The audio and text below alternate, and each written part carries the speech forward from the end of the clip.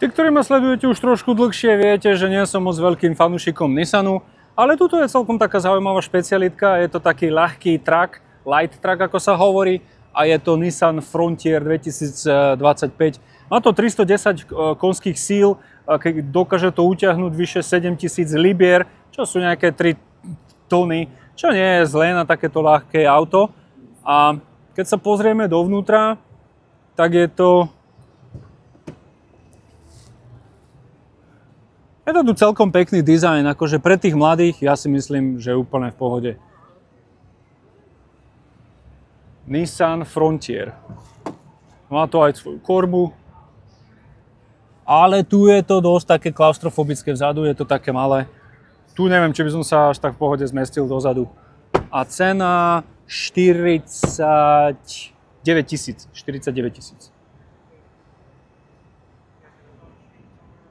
Je to V6 a 4x4, ale skoro všetky sú štvorkovky.